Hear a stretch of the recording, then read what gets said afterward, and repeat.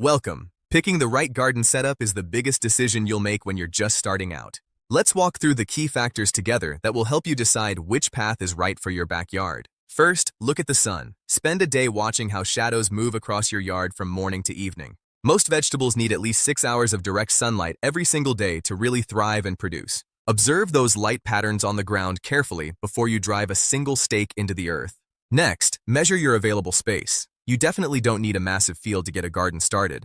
Even a small corner or a few patio containers can produce a surprising amount of fresh food for your kitchen. Use a tape measure to get a realistic sense of what you're working with before you start buying supplies. Now, let's talk soil. Pick up a handful from your yard, give it a squeeze, and see how it holds together. If you have heavy clay or pure sand, you might want to build up with a raised bed instead of digging down. Good soil texture is the absolute foundation of every healthy, productive plant in your garden. Consider your effort level. A simple container is a wonderful, low-commitment way to begin your journey. Larger in-ground beds require more prep work but offer much more room for your crops to grow.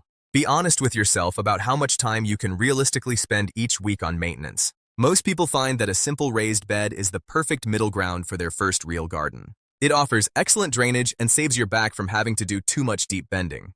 Containers are great for balconies and can easily be moved around as the sun shifts through the seasons. Raised beds keep everything contained and look very organized, which is great for smaller suburban backyards. In-ground gardens are traditional and generally cost the least to set up if your soil is already decent. Ultimately, choose the option that best fits your lifestyle and the unique layout of your backyard. Once you've made your decision, it's finally time to get your hands dirty and start the planting process. Set your seedlings at the right depth and make sure to give them plenty of space to breathe and grow. Consistent watering is key to success, especially during those first few critical weeks in the ground. Watching your very first sprouts emerge from the dirt is easily the most rewarding part of the journey. Don't get overwhelmed by all the choices. The most important thing you can do right now is just start. Pick one spot, one plant, and just give it a go. I promise you'll learn so much as you grow. I'm Austin, and I can't wait to see what you create. Keep it simple, silly. If you're looking for more information, step-by-step guides, or simple DIY projects you can actually finish, you can find it all at Imagine That DIY on our website and social channels. If you'd like a fun break from the projects, be sure to check out our sister channel, The Barnyard Frequency.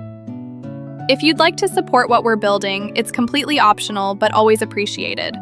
All the links for Imagine That DIY, The Barnyard Frequency, and support are on the screen below. And remember, keep it simple, silly.